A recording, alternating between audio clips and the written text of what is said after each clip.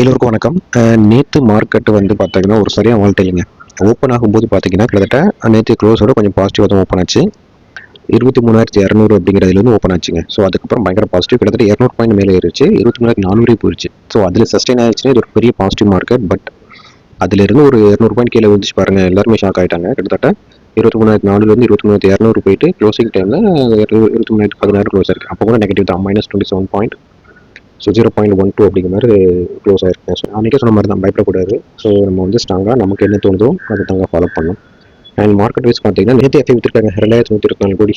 And DI வந்து 3,123 கோடி by பண்ணியும் நம்ம மார்க்கெட் நெகட்டிவாக தான் இருக்குது. அண்ட் இப்போதைக்கு கிஃப்ட் நிஃப்டி வந்து 35 பாயிண்ட் வந்து 30 பாசிட்டிவாக கேட்டது. பட் நம்ம கொஞ்சம் க்ளோசிங்கில் வாட்ச் பண்ணி தாங்க பார்க்கணும். அண்ட் செக்டார் வைஸ் பார்த்தீங்கன்னா ஃபெர்டிலைசரை தவிர மற்ற எல்லாமே நெகட்டிவ் தான், பயங்கரமாக அடிச்சிருக்காங்க.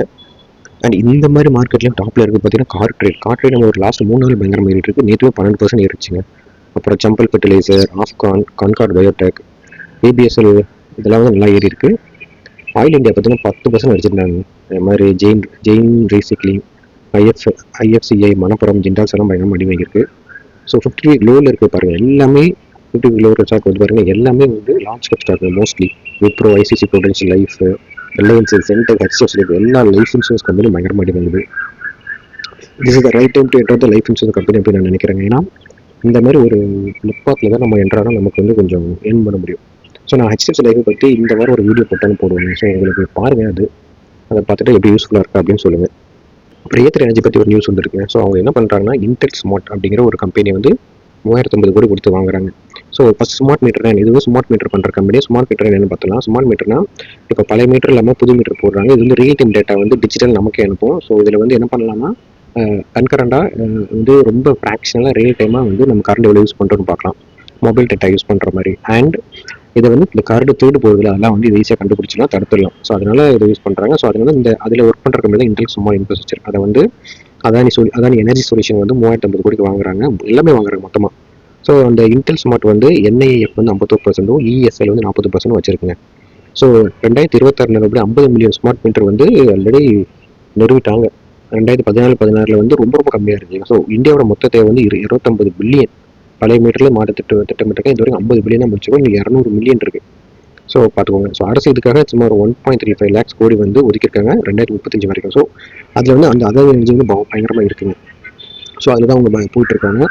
ஸோ இது ஆல்ரெடி மும்பையில் மட்டும் 13 மில்லியன் வாடிக்கையாளர்கள் வந்து இந்த அதானி எனர்ஜி சோர்ஸ் வந்து விநியோகம் பண்ணிட்டு இருக்கு. ஸோ இது வந்து அவங்களுக்கு ஒரு பெரிய பிக் நியூஸுங்க. இந்த பவர் ரிலேட்டடான இன்ஃபர்மேஷன் வருது. ஸோ அதுலேயும் இந்த அதானி எனர்ஜி வந்து மேஜராக ரோல் பண்ணுது. ஸோ இது ஒரு நல்ல ஒரு பாசிட்டிவான விஷயமா தாங்க தோணுது. அதானி எனர்ஜி சொல்யூஷன் யாராவது ஃபாலோ பண்ணிருக்கீங்கன்னா பாருங்கள். இந்த ப்ரூ லைஃப் சயின்ஸ்னு ஒரு கம்பெனி இருக்குது. ஸோ அவங்க வந்து கேன்சருக்கான மருந்து கண்டுபிடிக்கிறாங்க.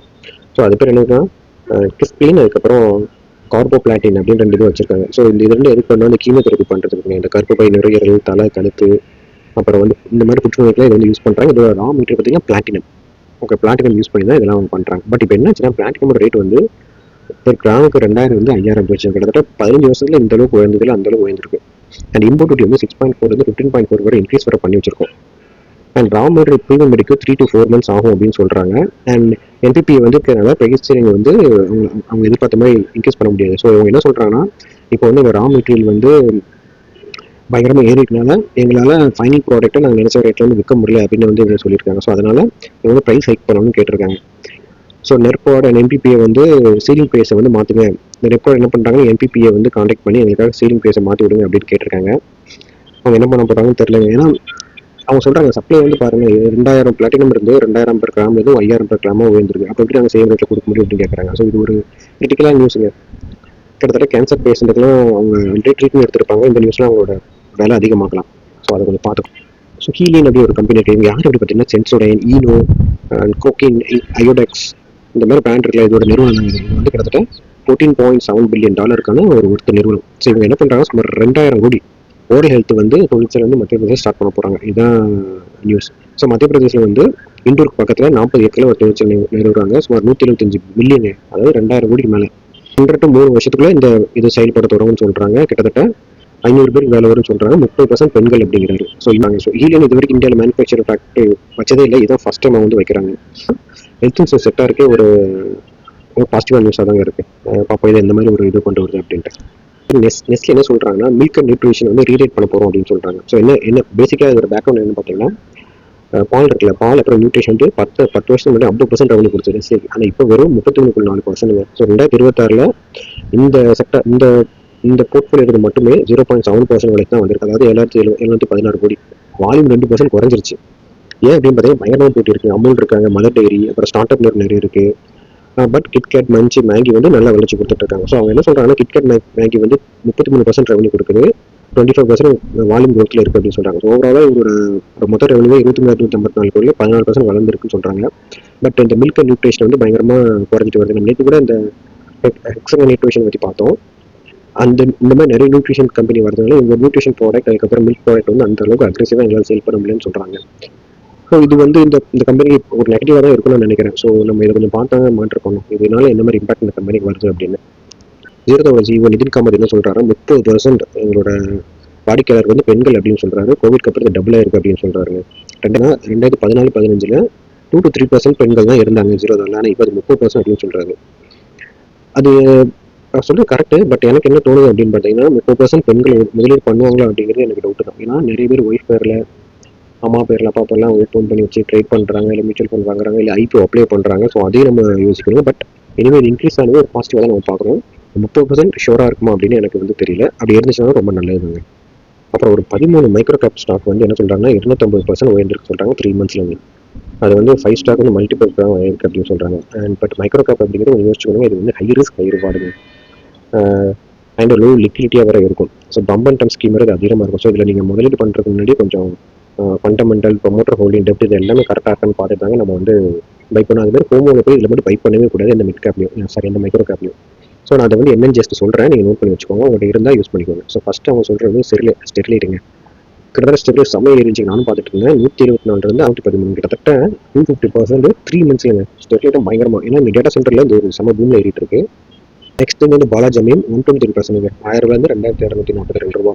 அப்புறம் எம்டார் டெக் வந்து 3613 7458, கிட்டத்தட்ட 106%. அப்புறம் அட்லாண்டா எலக்ட்ரிக் இது நான் இப்போ தான் ஜஸ்ட் இன்வெஸ்ட் பண்ண ஸ்டார்ட் பண்ணியிருக்கேன். இது 100% இன்வெஸ்ட் ஆயிருக்கு, 100% ஏறிருக்கு. 917 1891. பட் இதுவும் ஒரு ஹை ரிஸ்க் ஸ்டாக். நீங்கள் யாரும் இன்வெஸ்ட் பண்ண வேணாம், நீங்கள் அனலைஸ் பண்ணி இன்வெஸ்ட் பண்ணுங்க. அப்புறம் வெப்செல் சோலார் வந்து பார்த்தீங்கன்னா 105%, 52 106. நான் இந்த ஸ்டாக் பார்த்துட்டு சொல்கிறேன். அப்புறம் பிளாக் பாக்ஸ் வந்து 97%, 492 907. இந்த ஸ்டாக் என்கிட்ட இருக்குது. நான் வேற ஒரு ரீசனுக்காக வாங்கினேன். பட் நான் வாங்கும் போதுலேருந்து பயங்கரமாக ஏறிச்சு. பட் நிறைய ஸ்டாக் இல்லை, அதான் ஒரு ட்ராபேக் இதில். அப்போலோ மைக்ரோ சிஸ்டம் இது நம்ம அடிக்க நிறைய யூஸ் வர பார்த்தோம். இது 97% இருக்குது, 210 430. ஆவலான் டெக்னாலஜி இது வந்து 905 1640 வரைக்கும் ஏறிங்க, கரெக்டாக 81%. அப்புறம் ஃபிஜிஎம் சோலார் பவர் சிஸ்டம் அப்படின்ட்டு இது 76% ஏறிருக்கு, 178 314. அண்ட் ரெயின் இண்டஸ்ட்ரி இது 117 204 76% ஏறி இருக்கு. Sun Pharma advance research company. So இது வந்து இந்த கம்பெனி என் இருந்துச்சு. இது வந்து சன்ஃபார்மோட ரிசர்ச்காக யூஸ் பண்ணுற கம்பெனி. நான் நிறைய நாள் பார்த்துட்டே இருந்தேன், பட் இது மிஸ் பண்ணிட்டேன். ஸோ மேபி இது இந்த மாதிரி ரீஅனலைஸ் பண்ணுவோம். ஓகேவா, 73% ஏறி இருக்கு. 120 வந்து 209 வரைக்கும் இருக்கு. இது ஒரு நல்ல கம்பெனி. ஹெல்பா மெடிக்கேர் 71% இருக்கு, 131 569. பார்த்தீங்கன்னா ஷைலி இன்ஜினியரிங் பிளாஸ்டிக் 70% இருக்கு, 1138 3133. ஸோ இதில் இந்த மாதிரி கம்பெனி மைக்ரோ கேப் கம்பெனியை நம்ம வந்து அனலைஸ் பண்ணி கூட வச்சுக்கலாம். அண்ட் இந்த கம்பெனி அனலைஸ் பண்ணல, ஏன்னா இதெல்லாம் ஆல்ரெடி மோர் தென் 50% எல்லா கம்பெனியும் ஏறி இருக்கும். இதுக்கப்புறம் அனலைஸ் பண்ணி அதில் நம்ம கால் வைக்கிறது பெரிய பெரிய ரிஸ்க். மேபி நம்ம மானிட்டர் பண்ணலாம், நம்ம வாட்ச் லிஸ்ட்டில் வச்சுக்கலாம். இதை விட கீழே போச்சு அப்படின்னா நம்ம இதில் ஒரு ஃபோக்கஸ் பண்ண ட்ரை பண்ணலாங்க. அப்புறம் நீங்கள் பார்த்தீங்கன்னா HDFC வந்து 50 வீக் லோங்க. கிட்டத்தட்ட நம்ம வாட்ச் லிஸ்ட்டில் இருக்க ஒரு முக்கியமான கம்பெனி. நான் இதில் வந்து ஹெல்த் இன்சூரன்ஸ் எடுத்து வச்சிருக்கேன். எனக்கு தெரிஞ்ச நிறைய பேர் ஹெல்த் அண்ட் டேர்ம் இதில் எடுத்திருக்காங்க. கொஞ்சம் காஸ்ட்லியாக தான் இருக்கும். ஸோ இதை வந்து பாருங்களேன். இந்த லாஸ்ட் 5 இயர்ஸ் ஒரு பெருசாக ரிட்டனே இல்லைங்க. நான் டேட் சார்ட்டில் போட்டிருக்கேன். கிட்டத்தட்ட நம்ம வந்து வீக்லி போகும். சரி, கிட்டத்தட்ட இந்த ப்ரைஸ் வந்து எப்போ வந்த ப்ரைஸ்னு பாருங்களேன். 2018-19 வந்த ப்ரைஸ். இந்த ஹை 549 ரூபா அப்படி கிட்டத்தட்ட 50 பேர் வச்சுக்கோங்க. அப்போ வந்து ஹையே. அதுக்கப்புறம் பாருங்களேன், மேலே போகுது கீழே வருது. அதால ஒரு பாசிட்டிவாக பிரேக் பண்ணிட்டு வெளியே போகவே முடியலங்க. என்ன தான் நடக்குன்னு தெரியல. நம்ம வந்து கரெக்டாக வந்து மானிட்டர் பண்ணணும் இந்த மாதிரி ஸ்டாக்ல என்ன நடக்கு அப்படின்ட்டு. ஸோ இந்த ஸ்டாக் வந்து என்ன மாதிரி நமக்கு வந்து ஒரு இம்ப்ரூவ்மெண்ட் கொடுக்க போகிறோம் அப்படின்னு நமக்கு தெரியல, இதை பார்க்கணும். அண்ட் இது வந்து என்னோட வாட்ச் லிஸ்ட்டில் இருக்குது. மேபி நான் ஒரு என்ட்ரு போட்டாலும் போடுவேன். அண்ட் நான் சொல்கிறேன் ஓகேவா, வாங்கணும்னா இல்லையா அப்படின்ட்டு. பட் அது வந்து இப்போ எவ்வளோ சீக்கிரம் நடக்கும் தெரியல. நான் இன்னும் கொஞ்சம் ரிசர்ச் பண்ணிட்டு இருக்கேன். முடிஞ்ச ஒரு வீடியோ கூட போடுறேன். அதே மாதிரி தாங்க இந்த யூனிகேம் லேபரேட்டரிங்க ஒரு கம்பெனி. இது ஒரு ஃபார்மாசிக்கல் கம்பெனி தான். கிட்டத்தட்ட 1000 ரூபாய்க்கு இருந்த கம்பெனி தாங்க. இப்போ பாருங்க எவ்வளோ இருக்குன்ட்டு. இப்போ வந்து 300 ரூபா போயிட்டு இப்போ 430. லாஸ்ட் ஒரு 1 வீக்காக பயங்கரமாக ஏறி இருக்குங்க. அண்ட் வால்யூம் பயங்கரமாக வச்சிருக்கு ரீசெண்டாக. ஸோ இது ஒரு பிரேக் அவுட் ஸ்டாக் அப்படின்னு ஃபஸ்ட்டு பாருங்க. யாராவது பிரேக் அவுட் ட்ரேடிங் பண்ணுறாங்க, இது உங்களுக்கு யூஸ்ஃபுல்லாக இருக்குன்னு நினைக்கிறேன். அண்ட் இந்த ஸ்டாக்கும் நான் வந்து வித்தின் இந்த வீக்கில் நான் வந்து ஒரு இது போடலான்னு நினைக்கிறேன். இது வந்து பயங்கரமாக ஏறி இருக்குது. இது என்ன பண்ணுறாங்கன்னு தெரியல. இது கொஞ்சம் மாற்றம் பண்ணலாம். ஒருவேளை ஏன்னா இது வந்து கீழே இருக்கிற ஸ்டாக் கரெக்டாக. ஸோ நம்ம இந்த மாதிரி ஹெச்டிஎஃப்சி லைஃப், இந்த மாதிரி யூனிக் கெமிக்கலில் இந்த மாதிரி கம்பெனி மானிட்டர் பண்ணுவோம். இதில் தான் ஆப்பர்ச்சுனிட்டி தான் ட்ரை பண்ணலாங்க. இது நெக்ஸ்ட் பார்த்தீங்கன்னா இது ஒரு பிரேக் அவுட் ஸ்டாக். யாராவது பிரேக் அவுட் வாங்கணும்னு நினைக்கிறேன்னா பாருங்க.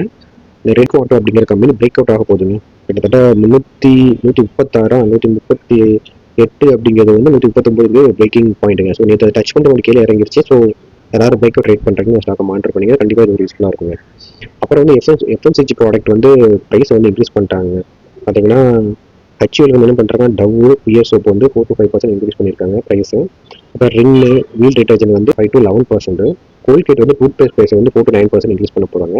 மேரிக்கோ வந்து இந்த சப்போலோ ஆயில வந்து 6 to 11% இன்க்ரீஸ் பண்ண போகிறாங்க. இமாமி வந்து சென்டு ஃபார்ம் வந்து 7% இன்க்ரீஸ் பண்ண போகிறாங்க. ஸோ இதெல்லாம் அஃபிஷியலாக வந்திருக்கு, பார்த்துக்கோங்க. ஸோ இதெல்லாம் நம்ம தான் பே பண்ணி வாங்கணும். அண்ட் ஃபைனலாக நுவாமா இருக்குல்ல, ஸோ நுவாமா வந்து செமிட்டுன்னு அப்ரூவ் வாங்கிட்டாங்க மியூச்சுவல் ஃபண்ட் வந்து பிஸ்னஸ் பண்ணுறதுக்கு. அவங்க வந்து ஒரு ஏஎம்சி வந்து எடிட்டுக்குள்ள வர போகிறாங்க. இது வரைக்கும் வந்து அவங்க ஏஎம்சியில் வரல. ஸோ இதான் ஃபஸ்ட் டைம் வந்து அவங்க வர போகிறாங்க. ஸோ மியூச்சுவல் ஃபண்ட் பிஸ்னஸ்க்குள்ள. ஸோ நெக்ஸ்ட் என்ன பண்ண போகிறாங்கன்னா எஸ்ஐஎஃப் வந்து ஃப்ரேம் ஒர்க் பண்ண போகிறாங்க. ஸ்ட்ராட்டஜி வந்து எக்ஸ்பிளைன் பண்ண போகிறாங்க. ஸோ கிளைண்ட் அசெட் பார்த்தீங்கன்னா கிட்டத்தட்ட 4.5 lakhs ஸ்கோர் வந்து கிளைண்ட் அவங்கள்ட்ட இருக்காங்க March 26 படி. ஸோ இது ஒரு அவங்களுக்கு ஒரு பெரிய ப்ளஸ் தாங்க. ஸோ இது வந்து ஹெச்என்ஏ கிளைண்ட் இந்த மாதிரி நிறைய அவங்கள்ட்ட இருக்காங்க. இது ஒரு பாசிட்டிவ் தாங்க. ஸோ மியூச்சுவல் ஃபண்ட் நிறைய வந்துட்டு இருக்கு. ஸோ நுவாமா அப்படிங்கிறது ஒரு நல்ல ரெப்யூட்டேட்டிவான ஒன்று தாங்க. ஸோ இது அவங்களுக்கு நல்ல பாசிட்டிவாக தான் ஒரு இம்பாக்ட் ஆகும்னு நினைக்கிறேன். ஓகே, நம்மளோட சிஎம்ஆர் கிரீன் டெக்னாலஜிங்க நேற்று லிஸ்ட் ஆயிடுச்சு. லிஸ்ட்டான ப்ரைஸ் வந்து 190ங்க. பட் அது பாருங்க கிட்டத்தட்ட 270 கிட்ட லிஸ்ட் ஆச்சு. அதாவது 39%ங்க பாசிட்டிவாக லிஸ்ட் ஆச்சு. அப்பர் சர்க்கிட் போச்சு. அப்புறம் லோவர் சர்க்கிட் வந்து விழுந்துருச்சுங்க. 241 வந்து விழுந்திருக்கு. இது லோவர் சர்க்கிட் கிட்டத்தட்ட ஃபைனல் கெயின் பண்ண 25% வந்து கெயினில் தான் ஸ்டில் இருக்குது. யாருக்காவது கிடைச்சதா ரொம்ப வாழ்த்துக்கள். நெக்ஸ்ட் முடிவு நீங்கள் தானே எடுக்கணும். இதில் வந்து பாசிட்டிவ் இருக்கும், நெகட்டிவ் இருக்குது. உங்களால் லாங் டர்ம் ஹோல்ட் பண்ண முடியும்னா நீங்கள் ஒரு பாசிட்டிவ் முடிவு எடுக்கலாம். இல்லை எனக்கு ஷார்ட் டர்ம் கெயின் வேணும்னா நீங்கள் வந்து இந்த பீக்லேயே விற்றுருக்கணும். அப்படின்னா இது கூட 25% ஒரு நல்ல கெயின் தான். ஸோ நீங்கள் பார்த்து ஒரு நல்ல முடிவாடுங்க. அதே மாதிரி நம்ம எக்ஸாம் எப்படி லிஸ்ட் ஆக போகுது தெரியல, பார்ப்போம். கிட்டத்தட்ட அதுவும் இதே மாதிரி தான் நினைக்கிறேன். அப்பரில் லோவர் சர்க்கிட் வரைக்கும் தான் நினைக்கிறேன். பார்ப்போம் ஃபஸ்ட்டு கிடைக்கும் அப்படின்ட்டு. கிடச்சி தான் சொல்லுங்கள். அண்ட் வேறு எதுவும் இன்ஃபர்மேஷன் வேணும்னா எனக்கு கமெண்ட் பண்ணுங்கள். நான் அதை பார்த்துட்டு உங்களுக்கு டீட்டெயிலாக வீடியோ போடுறேன். இந்த நியூஸில் உங்களுக்கு யூஸ்ஃபுல்லாக இருக்குன்னு நினைக்கிறேன். ரொம்ப நன்றி, வணக்கம்.